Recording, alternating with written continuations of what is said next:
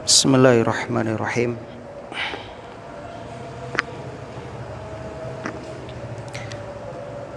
Assalamualaikum warahmatullahi wabarakatuh.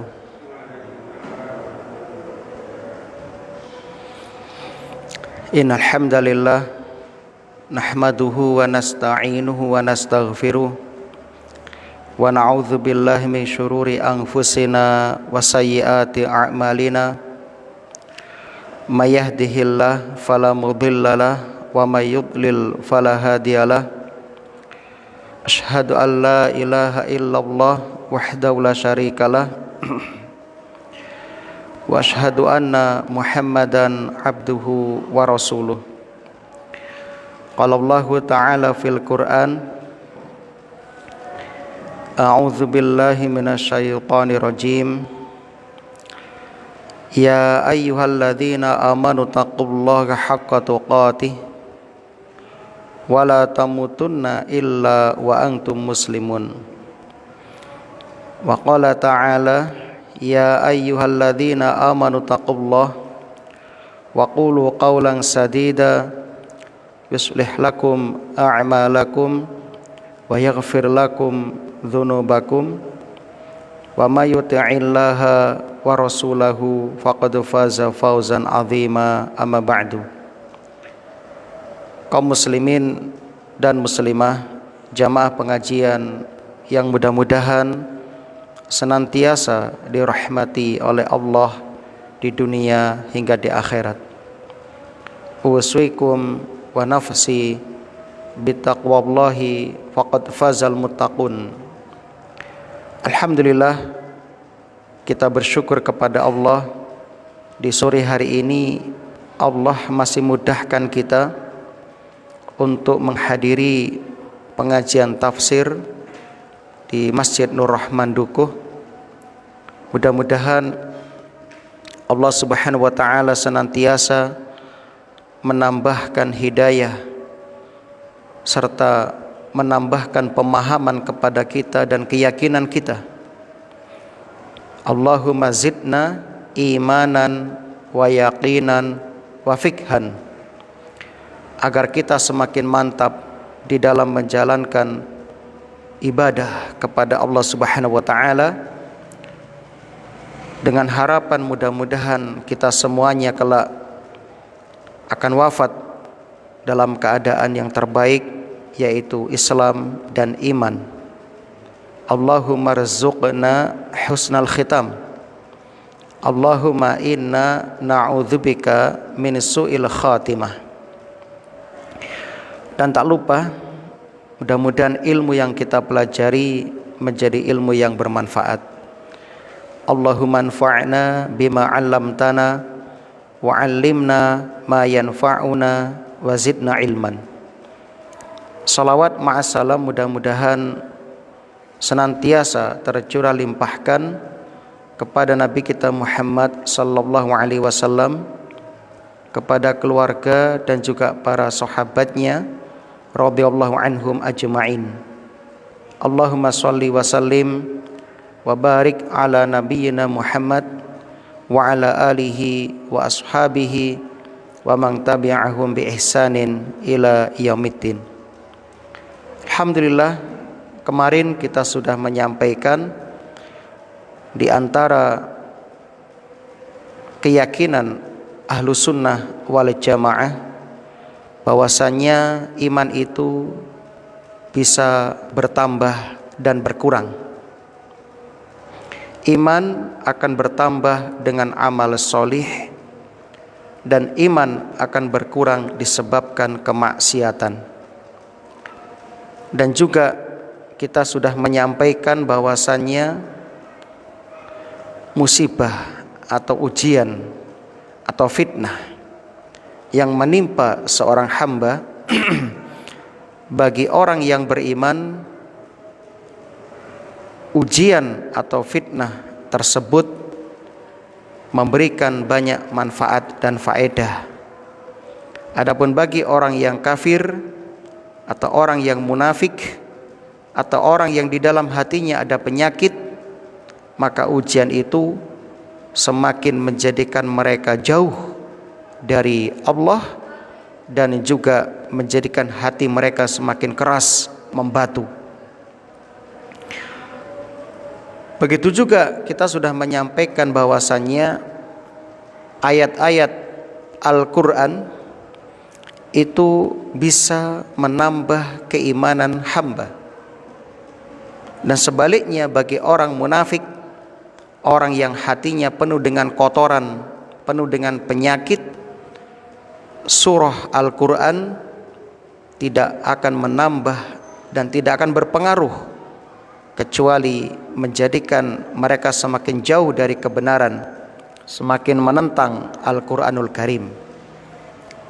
Terbukti pada ayat 127 Allah berfirman tentang orang-orang munafik, a'udzubillahi minasyaitonirrajim, wa idza ma unzilat suratun nadhara ba'duhum ila ba'd hal yarakum min ahadin tsumman sarafu sarafallahu qulubahum bi annahum qaumul la yafqahun.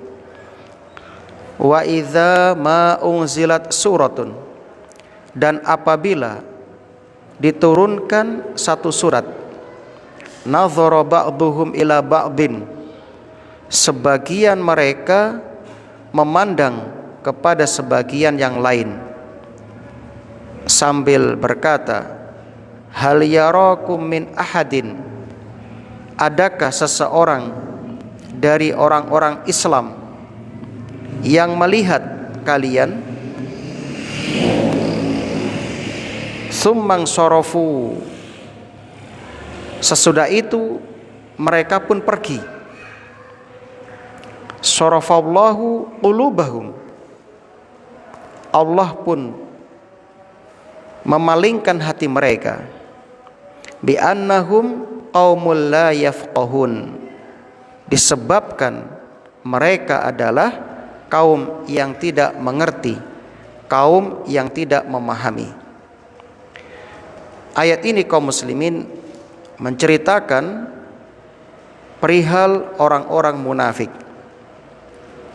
Apabila diturunkan suatu surat kepada Rasulullah sallallahu alaihi wasallam, nadhara ba'duhum ila ba'din. Ya, nadhara ba'duhum ila ba'din, sebagian mereka, yakni orang-orang munafik, memandang kepada sebagian yang lain, yakni saling memandang, saling berisyarat, saling memberikan kode. Hal yarakum min ahadin tsumman sarafu, sambil mereka mengatakan, adakah seorang dari orang-orang Islam yang melihat kalian? Sesudah itu mereka pun pergi. Jadi mereka berpaling dari kebenaran dan pergi dari kebenaran.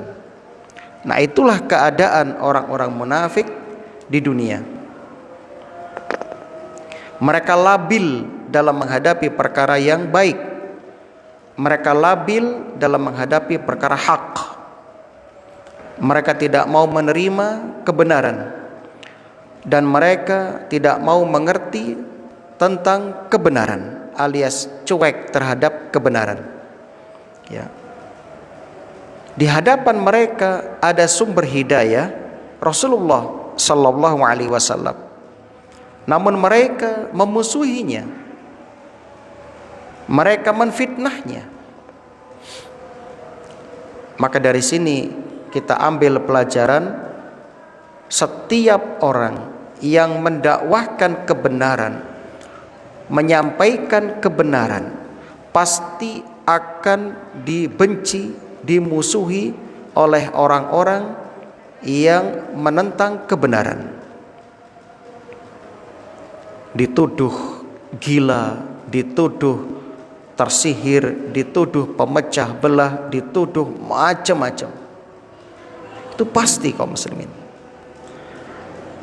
Maka tetap kita harus lurus, ya, memakai kacamata kuda, ya. Terus pandangan kita ke depan lurus, sabar, lanjutkan dakwah, jangan pedulikan cemoohan orang yang mencemooh, jangan pedulikan celaan orang yang mencela. La takhaf laumata laim, dan jangan takut terhadap celaan manusia. Terus jaga keikhlasan, jaga tujuan kita berdakwah, mengajak umat kepada Allah Subhanahu wa taala, bukan mengajak umat kepada pribadi kita.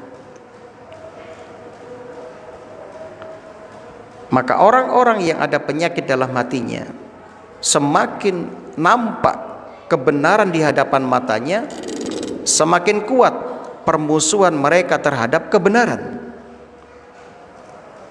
Buktinya orang munafik, turun surat mereka berpaling, mereka membenci kepada kebenaran.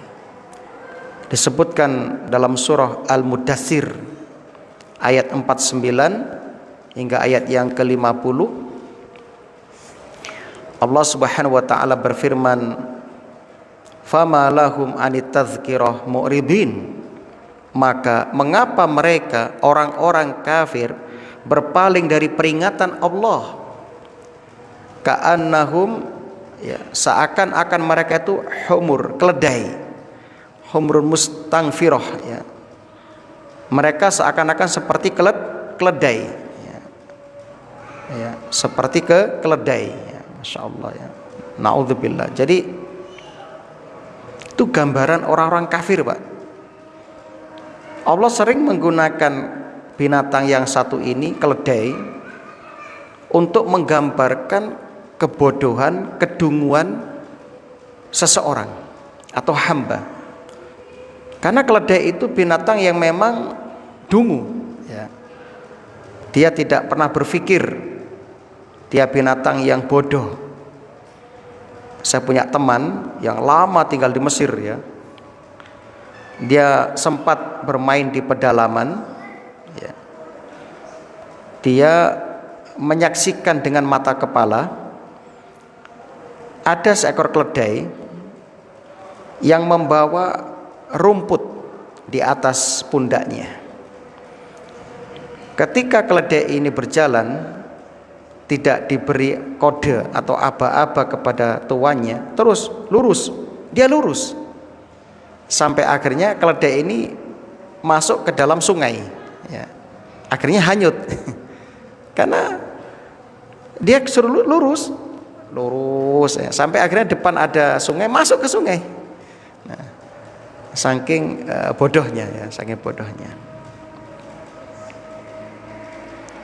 Jadi Allah berfirman tentang mereka, fama lahum anit tadhkirah mu'ridin. Mengapa mereka itu orang kafir berpaling dari peringatan Allah?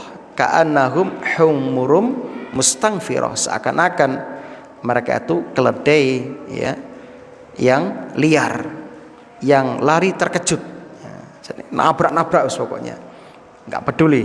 Nah, bahkan dalam surat yang lain, Al-Jum'ah, tentang gambaran orang-orang ahli kitab, mereka itu diibaratkan seperti keledai yang membawa banyak kitab,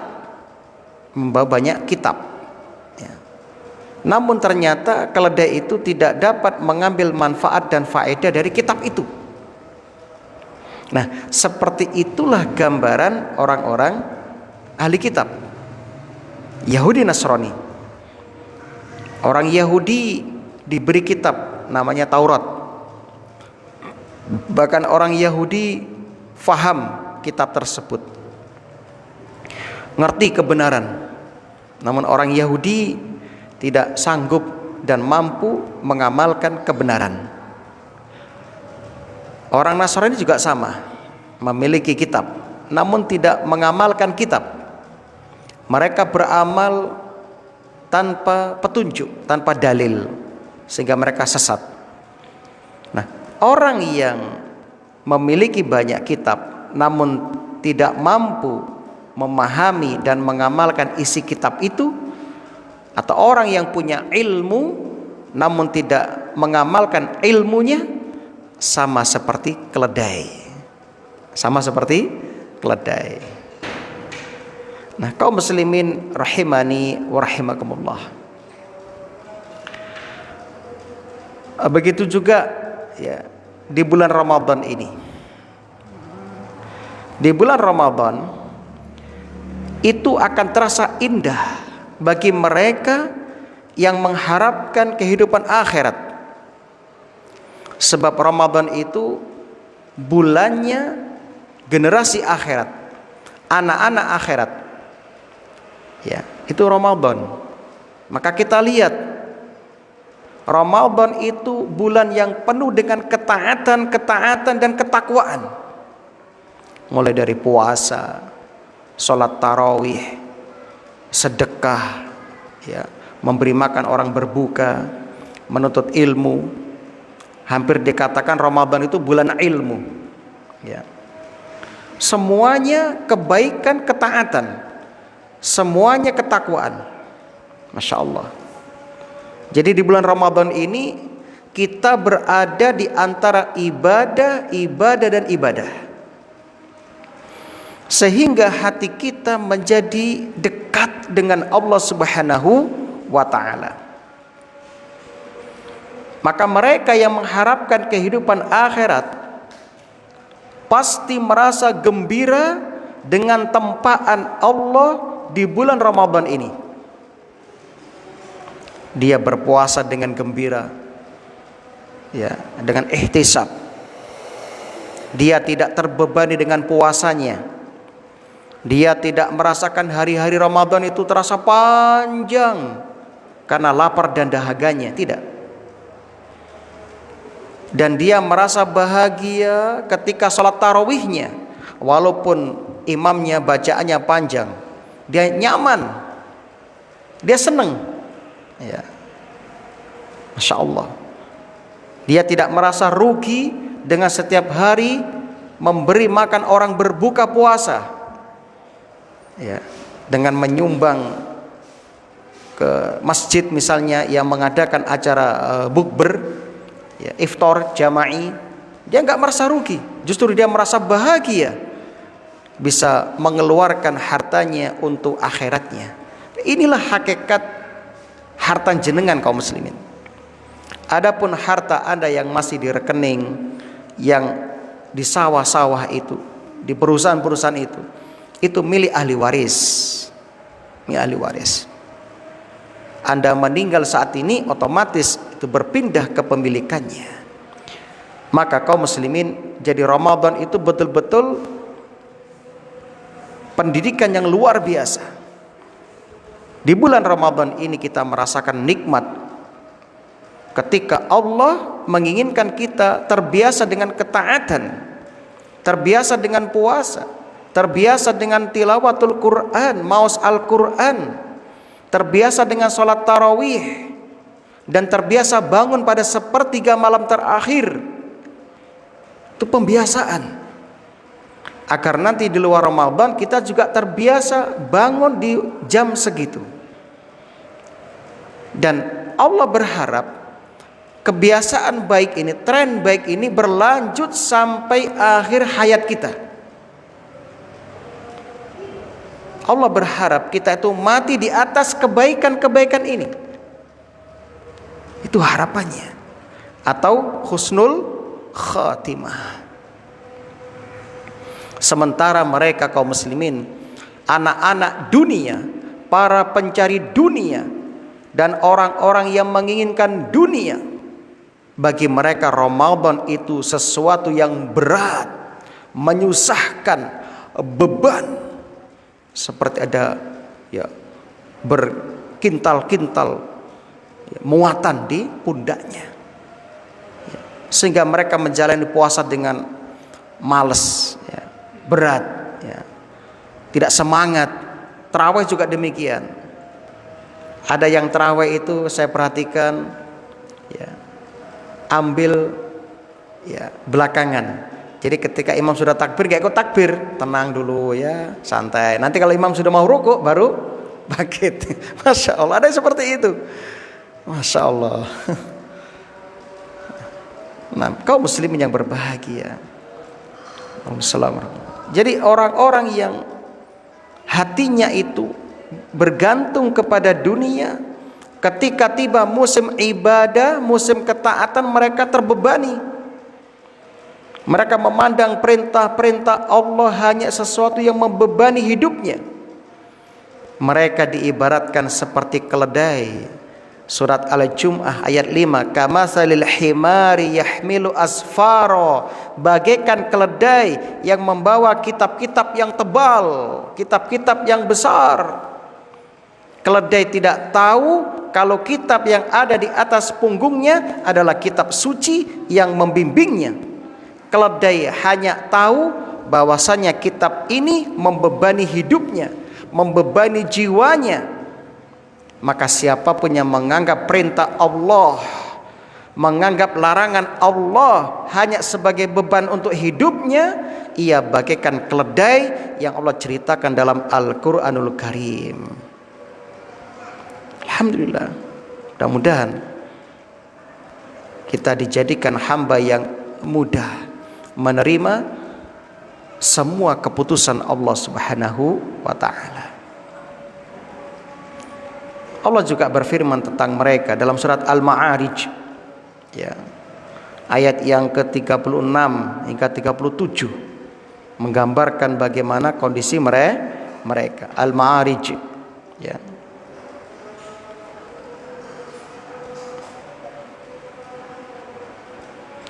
A'udzubillahi minasyaitonirrajim. Allah berfirman, ya, fama lilladzina kafaru qibalaka muhti'in 'anil yamini wa 'anil shimali 'izin. Ya, Allah sebutkan tentang mereka. Mengapakah orang-orang kafir itu bersegera datang ke arahmu dari kanan dan dari kiri dengan berkelompok-kelompok? Yakni, mengapa orang-orang munafik itu berkelompok-kelompok memisahkan diri darimu di sebelah kanan dan kirimu? Ya Muhammad, mereka lari dari kebenaran dan pergi kepada kebatilan. Jadi Allah memang sudah menjadikan ujiannya seperti itu. Ketika ada dakwah yang mengajak kepada al-haq, mengajak kepada kebenaran, maka orang yang hatinya penuh dengan penyakit pasti akan jauh, memisahkan diri. Dia akan mencari komunitas yang sesuai dengan hawa nafsunya. Pasti itu. Sebab dalam hadis Al-Bukhari dikatakan al-arwah junudun mujannadah. Ruh-ruh itu seperti satu pasukan yang besar. Fama ta'arafa minha talafa wa ma tanakara minha ikhtalafa. Selama ruh-ruh itu saling mengenal, artinya memiliki satu visi dan misi yang sama, memiliki tujuan yang sama, dia akan bersatu.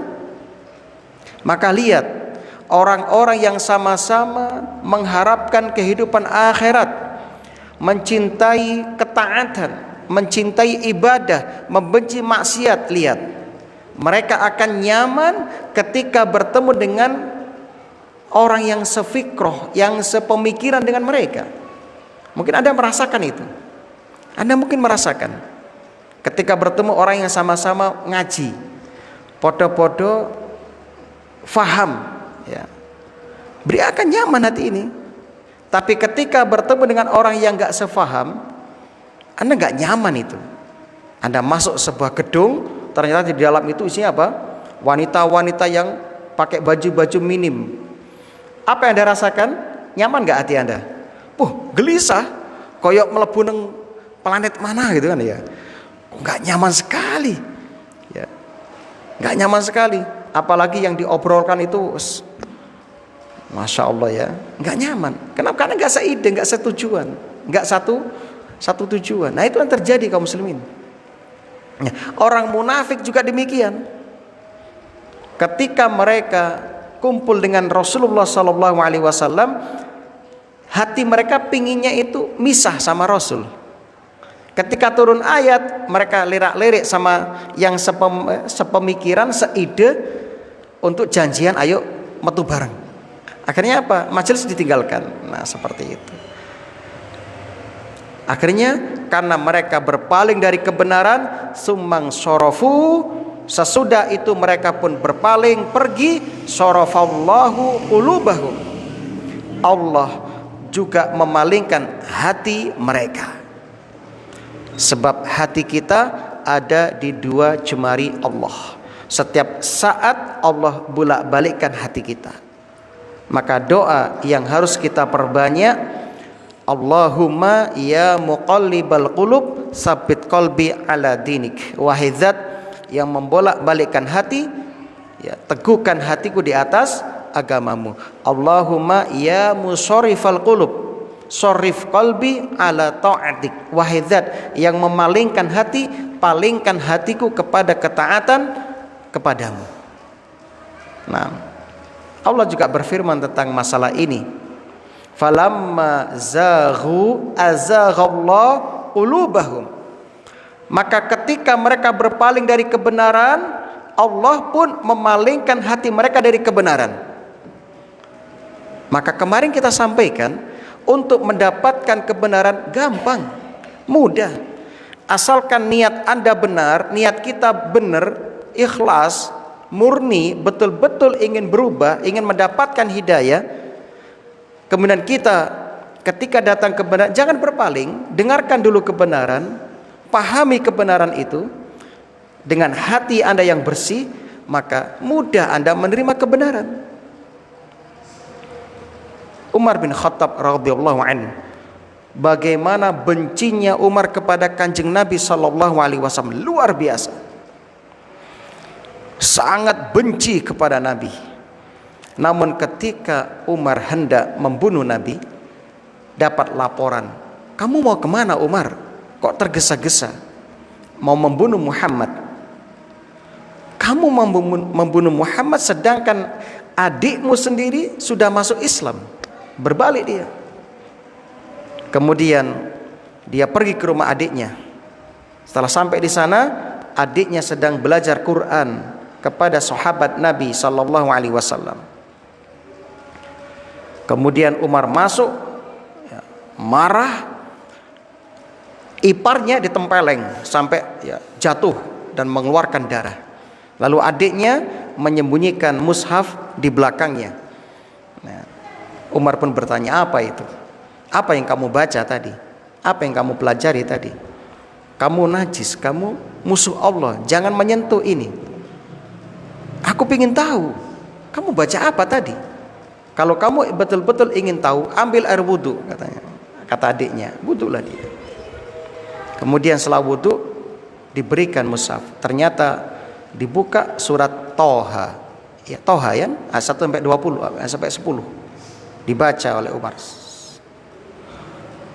Ketika dia membaca, hatinya langsung tersentuh. Ternyata betul, ini indah sekali Quran ini. Karena Umar orang Arab, ngerti bahasa Arab. Dia memahami ini pasti bukan buatan manusia. Akhirnya dia bertanya, di mana Rasulullah berada? Ngapain kamu tanya Rasul berada? Saya ingin ya, menemuinya. Betul, kamu ingin menemui? Iya. Dia ada di rumah Arkom. Datanglah ke sana. Akhirnya apa? Datang ke sana. Waktu itu Hamzah tahu Umar datang. Hamzah paman Nabi, kebetulan pendekar ya, dan seusia dengan Umar. Hamzah tampil ke depan, ya Rasulullah, musuh Allah datang, izinkan aku menghadapinya. Nah, jadi pendekar musuh pendekar ceritanya. Jadi di kota Mekah itu ada pendekar Umar, Khalid, Hamzah. Ini 3 pendekar yang gak ada lawannya. Umar itu Pak, kalau sudah perang sama Khalid itu sehari semalam gak berhenti Pak. Kalau sudah perang, sudah gelut, mulai pagi sampai pagi lagi itu Umar, saking kuatnya. Khalid juga sama, saking kuatnya. Nah, gasaan ya. Jadi gak pernah kalah mereka ini. Hamzah juga demikian. Nah, akhirnya kata Rasul, sabar ya Hamzah, ini kebaikan, ini kabar gembira. Setelah masuk ternyata betul Umar masuk Islam. Padahal Rasul berdoanya begini, Allahumma a'izal Islam bi Umarain. Ya Allah, muliakan Islam dengan salah satu dari dua Umar. Yang Nabi maksud dua tokoh di kota Mekah waktu itu, Umar bin Khattab sama Umar, maksudnya apa? Abu Jahal. Abu Jahal kan nama aslinya apa? Amr tuh, nama aslinya Amr ya. Maka Rasul berdoa muliakan Islam dengan salah satu dari dua Umar. Ternyata Allah pilih Umar bin Khattab. Abu Jahal tetap kafir. Nah, masuk Islam sudah mudah. Banyak sahabat masuk Islam dengan mudah, nggak perlu berdebat dan sebagainya. Itulah hidayah. Kalau sudah menyapa kita mudah. Kenapa kok bisa mudah hidayah masuk kepada mereka yang mendarah daging ya, kekafirannya, kebenciannya kepada Islam? Karena hatinya bersih. Anda masih ingat kan dokter dari India yang terkenal itu, Dr. Zakir Naik. Beliau itu sudah mengislamkan mulai tahun 2017 hingga sekarang, kalau nggak salah sekitar 10.000 Pak, masuk Islam di bawah bimbingan Dr. Zakir Naik di Eropa. Pertanyaannya, kok bisa ya Ustadz orang Eropa itu gampang menerima kebenaran? Karena mereka orang cerdas, mereka orang yang logis dalam berpikir. Ketika Dr. Zakir Naik memaparkan Islam dengan penuh ilmiah, mudah mereka menerima kebenaran ya, mudah ya. Dan Islam itu simple, nggak berat kok, nggak kebanyakan ritual, nggak, mudah Islam itu. Makanya orang Eropa seneng, sehingga banyak yang masuk Islam. Nah, adapun di Indonesia banyak orang Islam tapi masih seperti itu aja amalannya. Kenapa? Karena Islamnya mereka itu Islam warisan. Islam warisan. Coba ditanya anak-anak pemuda Islam, awak agamamu apa li? Islam, Mbak. Tahu makna Islam? Nggak ngerti. Paham pembatal keislaman? Orang ngerti. Ya. Loh, kok nggak ngerti? Ya. Islamku pokoknya keluarga Islam ya Islam. Nah, ini yang terjadi. Nggak mau mempelajari dan mendalami. Sehingga ketika datang sebuah ilmu yang menurut mereka bertentangan dengan kebiasaan warisan turun-temurun mereka, mereka menentang, mereka memerangi itu. Betul nggak Pak? Coba Anda lihat sejarah awal-awal gerakan Muhammadiyah berdiri, apakah seperti ini? Enggak, pertentangannya luar biasa pertentangannya. Dihadang di sana sini, diperangi, betul kan? Kenapa? Karena membawa pencerahan, mengajak umat yang tadinya jumud, pemikirannya itu kolot, ya, tidak mau berpikir ya modern, dicerahkan, ditajdid. Akhirnya nggak terima mereka. Kenapa? Karena bertentangan dengan leluhur warisan yang sudah mereka dapatkan turun-temurun. Tapi kalau hati mereka bersih, mudah menerima itu. Mudah menerima itu. Maka di awal kita sampaikan, hidayah itu gampang, mudah. Gak mungkin sulit. Gak mungkin sulit. Itu bukan ciri agama kita. Makanya Rasul setiap mengutus utusannya, para delegasi, Nabi berpesan apa? Yassiru wala tu'assiru, mudahkan jangan dipersulit. Basyiru wala tunafiru, sampaikan kabar gembira, jangan jadikan umat lari. Kan begitu ajaran Islam, mudah sebenarnya. Yang mempersulit itu kita sendiri kaum muslimin. Kita sendiri yang mempersulit. Menikah misalnya, menurut Islam mudah, cukup ada 2 calon, laki-laki perempuan, ada wali bagi wanita, ada 2 saksi, selesai. Nggak ada persyaratan nikah harus sudah punya pekerjaan mapan, gaji besar, nggak ada. Ya. Islam hanya mengatakan yang sudah merasa mampu menikah, yo menikah. Nggak ada syarat menikah di gedung mewah, nggak ada. Nggak ada syarat menikah harus sewa terop sekian, nggak ada. Cuma kata Nabi, kalau selesai menikah, kalau kamu punya rezeki, adakan walimah, pesta. Kalau ada kambing, sembelih kambing. Kalau nggak ada ya ayam. Kemudian undang masyarakat yang sekitar, umumkan kita sudah menikah supaya nggak ada fitnah. Kan begitu dalam Islam. Mudah sebenarnya, nggak sulit. Ya. Ya. Bahkan sebagian orang itu lah gojoloki koncone sing wis jumlo-jumlo ya umur 17, 29 gunung rabi apa. Rabi kan cuma kali toh syaratnya, kali sinten. Ini masalahnya kan. Nah, jadi gak usah takut menikah itu. Islam itu mudah, gak mempersulit. Ketika ada seorang wanita datang kepada Rasul, ya Rasulullah, menawarkan diri kepada Nabi, nikahi saya. Karena dia sudah merasa sudah pingin nikah. Rasul lihat sahabat yang belum nikah, ada yang mau nikah, ditawarkan. Ya, misalnya seperti inilah pengajian. Ada perempuan datang, Ustadz nikahi saya misalnya. Nah, Rasul lihat dulu jamaahnya, siapa sih guru Rabi? Ini mau, ada yang mau nikah? Ya, begitu. Nah, akhirnya saya Rasulullah. Rasul tanya, ada mas kawin? Gak ada Rasulullah. Coba kamu pulang cari, walaupun cincin dari besi. Pirose regane ali-ali teko wesi. Saya tanya murid saya yang pakai ali-ali, tak tanya, beli di mana Dek? Di aluminium sana Purwojati. Piro regane? 2.500. Cincin besi Pak. Bagus itu, bagus. Beli di sana di aluminium apa gitu saya lupa. 2.500 sudah dapat bagus.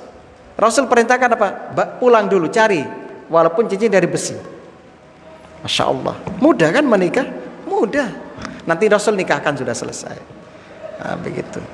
Bahkan kabarnya negara kita juga memudahkan itu. Kabarnya nikah di KUA itu murah kabarnya. Leres gitu. Nggak sampai ratusan ribu kabarnya. Murah katanya. Ya, sing larang itu jelimet ya. Nah, akhirnya menjadi larang gitu kan ya. Hukum asal murah, mudah Islam, Masya Allah. Jadi sekali lagi Islam memang mudah. Nah, kembali kepada ayat ini, kenapa mereka kok berpaling memusuhi Rasul? Bi annahum qaumul la yafqahun, karena mereka kaum yang tidak memahami. Artinya mereka tidak mengerti tentang Allah, mereka tidak paham tentang syariat Allah, dan mereka tidak berupaya berusaha memahaminya. Bagaimana mau paham? Turun surat mereka pergi. Nabi menjelaskan makna surat, mereka pergi. Ya jelas gak paham mereka. Kenapa mereka pergi? Dari awal memang gak suka dengan Islam. Karena mereka munafik. Lahirnya Islam, hatinya kafir, benci dengan Islam. Maka kaum muslimin, saran kami, jadilah ya umat Islam yang cerdas. Ketika ada sebuah pemikiran, jangan langsung menolaknya. Pahami dulu, ini ngajarkan apa, ini membawa misi apa, pelajari dulu. Ya, jangan moro-moro nggak ngerti masalahnya, bubarkan, hancurkan, usir. Loh, masalah apa gimana moro-moro kok gerutuk-gerutuk dibubarkan, gerutuk-gerutuk diusir. Kita kan negara hukum kaum muslimin. Kita punya pengayom hukum, wewenang ya. Ada kepolisian, ada tentara, ada apa ranah-ranah hukum, ada. Kita itu negara hukum, nggak moro asal-asal ikut-ikutan. Nanti Anda ditanya, Pak, nyapo kok melok rame-rame ya buat kerusakan, apa masalahnya? Nggak ngerti, pokok melok-melok. Masya Allah. Maka kaum muslimin, jadilah umat Islam yang cerdas. Kita sudah mengenal halal haram, kita sudah mengenal tentang hak-hak Islam. Rasulullah SAW ketika khutbah wada, khutbah perpisahan, Nabi dan tegas mengatakan, sesungguhnya kehormatan kalian, ingat kehormatan kaum muslimin, darah kaum muslimin, harta kaum muslimin haram, gak boleh diganggu. Sebagaimana haramnya bulan ini, di hari ini, di tanah ini, yaitu bulan Dzulhijjah, bulan haram, tanggal 9 Dzulhijjah, saat Arafah, wukuf di padang Arafah, di tanah suci. Haram, kita gak boleh menodai kehormatan kaum muslimin. Nah, ayat berikutnya ini adalah ayat terakhir 128 129. Allah Subhanahu wa taala berfirman, laqad ja'akum, sungguh telah datang kepada kalian rasulun, seorang rasul, min anfusikum, dari kaum kalian sendiri. Jadi nabi kita itu dari manusia, bukan malaikat, bukan jin. Hikmahnya apa? Besar. Orang-orang kafir dulu pernah menolak ketika Rasul sallallahu alaihi wasallam berdakwah. Mereka mengatakan, begitu juga kepada nabi-nabi terdahulu. Mereka mengatakan, ya Allah, kenapa utusanmu ini manusia seperti kami yang makan, minum, menikah, juga pergi ke pasar, bisnis. Kenapa bukan dari bangsa malaikat? Masya Allah, mereka nggak paham. Bisa dibayangkan nggak kalau Rasul itu bukan dari jenis manusia, tapi dari malaikat? Bisa nggak kita mengikuti gaya hidup Nabi itu? Sedangkan kita tahu malaikat nggak butuh makan, nggak butuh minum, nggak butuh menikah, nggak punya syahwat, sempurna dalam masalah ini, ya, dalam masalah kemampuan. Nah, umatnya kayak kita yang butuh makan minum, kira-kira gimana? Nggak bisa kita meniru. Atau nabi kita dari bangsa jin yang nggak ketok moto, ya, moro-moro nek swara nih, assalamualaikum warahmatullah, bapak pripun kabari, tapi kena wonge, kena wujute swara tok, kira-kira piye, Pak? Nah, alhamdulillah Allah jadikan nabi dan rasul dari bangsa manusia, dan seluruh nabi dan rasul dipilih dari orang yang paling mulia di antara mereka. Nabi kita sallallahu alaihi wasallam diutus dari suku Quraisy, suku yang paling mulia di antara suku-suku yang ada di masa itu. Laqad ja'akum rasulun min anfusikum. Yang rasul itu aziz, merasa berat, alaihi atas kalian, ma'anittum, terhadap penderitaan kalian. Harisun alaikum bil mu'minin. Nabi itu sangat menginginkan, haris, tamak, sangat menginginkan agar kalian beriman semuanya. Kenapa? Karena Nabi tahu orang yang berimanlah yang akan selamat hidupnya di dunia dan di akhirat.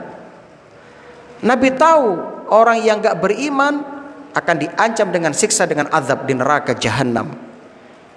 Makanya Nabi sangat kepingin umat ini Islam semuanya. Itu karepe Kanjeng Nabi, Pak. Raufur Rahim, Rauf, Masya Allah. Nabi itu Rauf, ya. Sifat Nabi luar biasa, Rauf. Mana Rauf? Sangat belas kasihan. Dari kata Ra'fah, artinya rahmat, dan biasanya lebih ditujukan kepada sikap lemah lembut, ya, lemah lembut, Rauf, ya. Rahim, penyayang, yakni Nabi menginginkan kebaikan untuk kita semuanya, ya. Kalau Rahman itu lebih umum, tapi kalau Rahim lebih khusus kepada mereka yang betul-betul mau menerima kebenaran. Makanya sering diterjemahkan itu kalau di surat Basmalah itu kan Ar-Rahim, kang maha welas asih, khususe kangge wong mukmin bloko ing dalam yaumul kiamah, kan begitu ya ngaji-ngaji Jawa itu. Memang Allah ciptakan 100 rahmat, yang 99 itu disimpan di akhirat tuh orang beriman. Itu kenikmatan surga. Yang satu diberikan di dunia yang dinikmati oleh seluruh makhluk, manusia, jin, dan juga binatang-binatang sampai serangga-serangga, semuanya berkasih sayang dengan satu rahmat itu. Adapun yang 99 Allah simpan di akhirat untuk orang yang beriman. Nah, saat ini kita menjalankan ketaatan, puasa dan sebagainya untuk mengejar yang 99 rahmat itu, kaum muslimin. Maka cerdaslah dalam hidup ini, jangan sampai Anda mengorbankan yang satu, ya, membuang yang 99, berjuang mengorbankan 99, mengejar yang satu, ya, sampai Anda lupa dengan tujuan hidup Anda itu beribadah kepada Allah Subhanahu wa ta'ala. Lihat Rasulullah. Dan ayat ini kaum muslimin dulu, sebagian teman-teman itu dulu ketika saya masih jahiliyah, Nah, itu dijadikan sebagai salah satu bacaan untuk ilmu pengasihan. Ilmu pelet, Pak. Pernah mengamalkan ayat ini? Pernah? Oh, belum ya. Dulu sering dijadikan ilmu pengasihan, itu dibaca sekian kali, sekian ya. Saya tanya kepada guru saya waktu itu di Banyuwangi waktu itu, damel apa yai? Ke pengasihan le, pelet. Ya, Masya Allah. Ternyata ayat ini luar biasa isinya. Karena ada kalimat ini yang ya, ada kalimat Rauf dan Rahim. Nah, jadi Allah menyebutkan limpahan rahmat. Kemudian kata Allah, fa in tawallau, jika mereka berpaling dari keimanan, faqul, katakanlah, hasbiyallah la ilaha illa huwa, cukup bagiku Allah, la ilaha illa huwa, tidak ada ilah yang berhak disembah dengan benar kecuali Dia. Alaihi, kepadanya tawakaltu, aku bertawakal, berserah diri. Wa huwa rabbul arsyil azim, dan dialah Tuhan yang memiliki arsy yang agung. Kaum muslimin rahimani wa rahimakumullah. Ayat ini Masya Allah ya. Jadi ayat ini menyebutkan tentang limpahan rahmat yang tak terhingga, yang melimpah ruah kepada orang-orang beriman. Di antara nikmat Allah yang besar kepada kita, diutusnya Rasulullah Sallallahu Alaihi Wasallam. Coba bayangkan seandainya Allah gak mengutus Kanjeng Nabi Sallallahu Alaihi Wasallam, jadi apa kita? Mungkin kita akan menjadi orang yang ya tidak menyembah Allah, kaum muslimin. Kenapa? Karena kita gak tahu mana yang benar untuk kita ibadahi. Makanya Nabi Ibrahim itu kan dialog di masa itu, ketika melihat ya bulan muncul, dia mengatakan, oh ini Tuhanku. Kemudian ketika bulannya tenggelam, saya nggak suka Tuhan yang tenggelam, masa Tuhan tenggelam. Ketika melihat matahari, loh ini lebih besar, lebih terang, oh ini Tuhanku. Oh senang sudah, wah punya Tuhan. Setelah Tuhannya tenggelam, loh Tuhanku kok ngilang, masa Tuhan tenggelam? Ah, saya gak suka Tuhan tenggelam. Kan begitu. Dia mencari terus. Nah, bayangkan seandainya kita gak dibimbing oleh Allah melalui Rasulnya Sallallahu Alaihi Wasallam yang menunjukkan kepada kita, ini loh Tuhan yang berhak disembah dengan benar, ini loh cara menyembahnya, mungkin kita akan seperti orang Jepang itu, Pak, nyembah Tuhan matahari, atau mungkin seperti Tuhan yang lain, nyembah roh-roh animisme. Karena kebetulan di tanah Jawa ini khususnya, dulu sebelum Islam datang itu, para wali datang itu, masyarakat Jawa itu mengandut keyakinan animisme. Betul kan? Meyakini roh-roh itu punya kekuatan. Atau Hindu mayoritas dan Buddha, karena lebih dulu datang. Kan begitu. Kalau nggak begitu ada keyakinan kejawen, meyakini bahwasannya tanah Jawa ini dikuasai oleh salah satu tokoh fulan yang katanya masih hidup dan sebagainya. Atau mungkin aliran Semar ya, yang menokohkan Semar itu, Ismoyo itu katanya begitu. Itu kan Jawen kan? Jawen. Katanya begitu. Jadi bayangkan mungkin jenengan akan seperti itu, Pak. Semuanya berkreasi, mengandalkan pemikirannya untuk mencari Tuhan yang benar disembah. Seperti aliran filsafat para filosofi. Ada yang meyakini kebenaran adalah api, kebenaran adalah angin, kebenaran adalah air, ya, dan sebagainya. Jadi ada yang meyakini Tuhan itu adalah ini, cahaya dan sebagainya. Ada yang menyembah api seperti Majusi dan sebagainya. Alhamdulillah, nikmat yang besar diutusnya Rasulullah Sallallahu Alaihi Wasallam, sehingga kita bisa mengenal mana hak, mana batil. Nabi sebelum diutus, Anda lihat sejarah bangsa Arab jahiliyah. Anak perempuan lahir dikubur hidup-hidup. Ibu kandung dijadikan warisan. Kalau ayahnya meninggal, ibunya dijadikan warisan. Kalau masih muda, dinikahi sendiri, kadang dijual jadikan budak, ya, dan macam-macam. Jadi banyak tradisi jahiliyah. Islam datang, alhamdulillah, membawa cahaya petunjuk sehingga kita tahu mana yang benar, mana yang salah.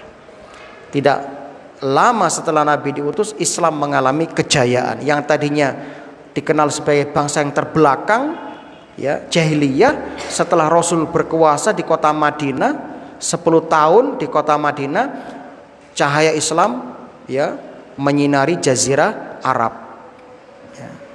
Sehingga Islam menjadi maju, jahiliyah sudah lewat, ya, sudah lewat, sampai diteruskan oleh khalifah berikutnya, Khalifah Umar bin Khattab, sampai keluar jazirah Arab kekuasaannya.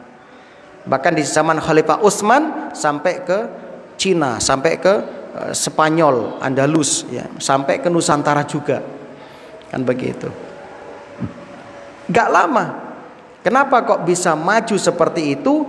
Karena mereka berpegang kepada Al-Quran dan Sunnah Nabi Sallallahu Alaihi Wasallam.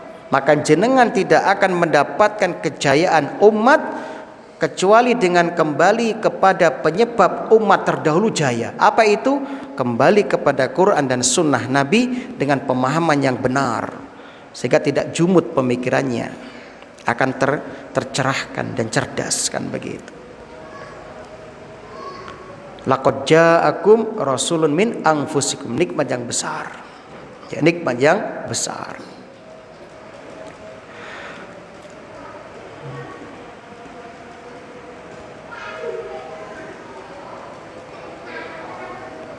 Dan banyak, ya, cerita-cerita tentang keutamaan Nabi kita Sallallahu Alaihi Wasallam. Azizun alaihi ma'anitum, yang Nabi merasa berat sesuatu menimpa umatnya, maka Islam itu agamanya mudah.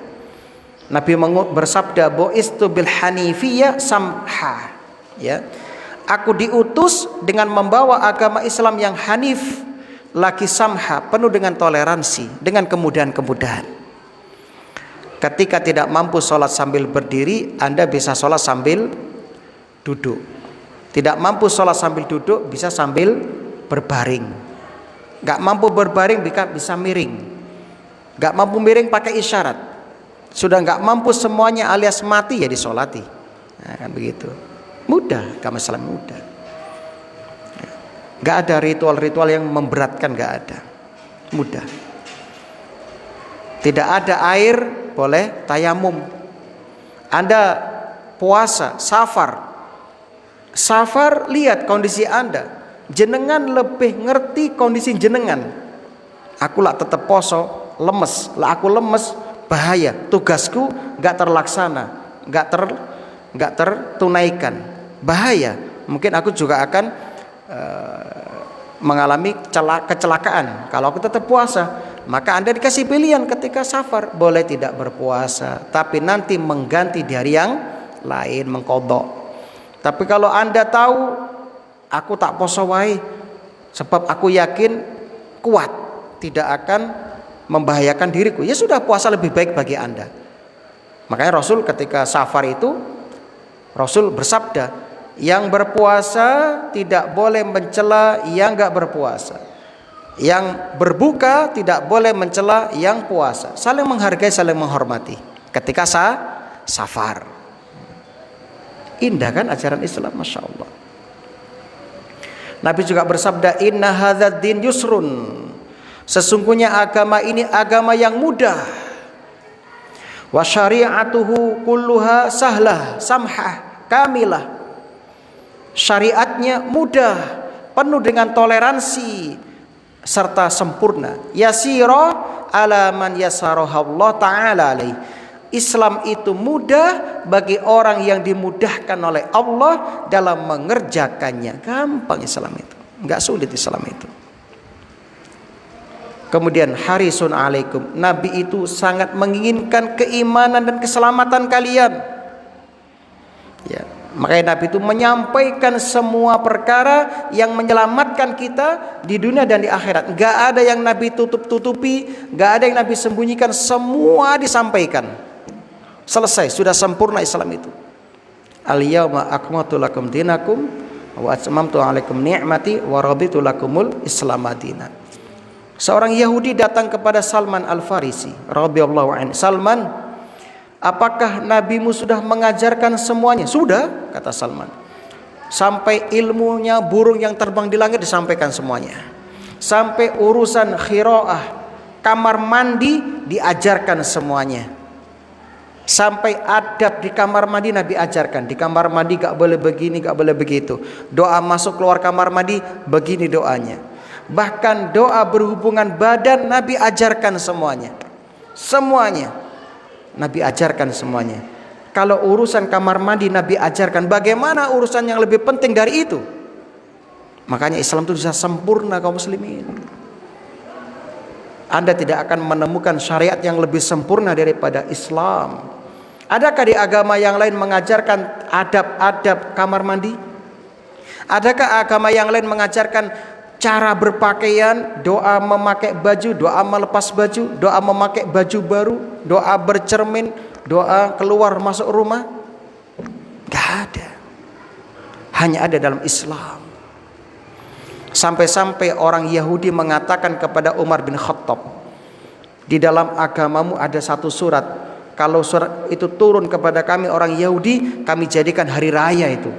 Apa itu? Al-yauma akmaltu lakum dinakum wa atmamtu 'alaikum ni'mati wa raditu lakumul Islam madina. Islam sudah sempurna. Ini nikmat yang besar, alhamdulillah.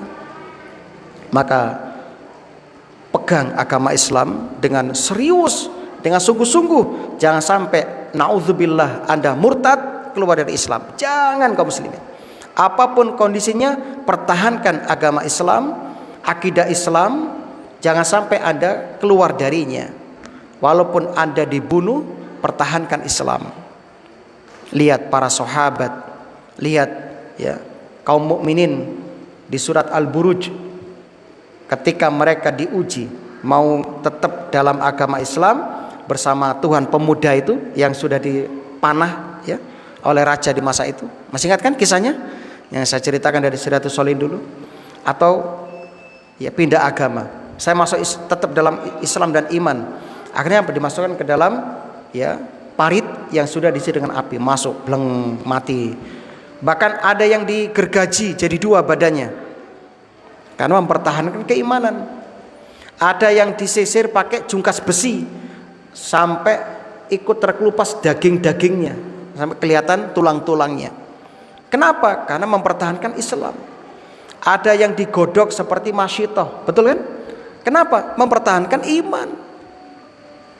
Jadi iman itu nikmat yang luar biasa, maka pertahankan kaum muslimin. Jangan sampai Anda itu hanya gara-gara ekonomi dikasih uang satu gepok sudah pindah agama. Naudzubillah min dzalik. Ya, murah sekali akidah Anda. Pertahankan Islam. Ini nikmat yang besar. Nikmat yang besar. Ya. Azizun alaihi ma'anittum harisun alaikum bil mu'minina raufur rahim. Makanya Nabi sayang sama kita. Kalau ya mereka berpaling, maka katakanlah hasbiyallah la ilaha illa huwa alaihi tawakkaltu wa huwa rabbul arsyil azim. Nah, inilah ucapan ya orang-orang yang beriman. Dalam hadis Abu Dawud ini bisa dibaca setiap pagi 7 kali ya, sebagian melemahkan, sebagian menghasankan, tapi insya Allah boleh diamalkan. Hasan, hasbiyallah la ilaha illa huwa alaihi tawakkaltu wa huwa rabbul arsyil azim, diulang 7 kali pagi dan petang, tapi dengan dipahami artinya supaya Anda betul-betul menjiwai dan memahami. Rampung surat At-Taubah, selesai khatam. Semoga memberikan banyak ilmu kepada kita, menambah keimanan kita kepada Allah Subhanahu wa taala. Yang akan datang besok insyaallah kita lanjutkan dengan surah Yunus. Surah Yunus. Nanti ada kisah menarik dalam surat ini. Karena Nabi Yunus sangat dikenal dengan peristiwa ditelan oleh ikan nun kata orang Arab, atau ikan paus.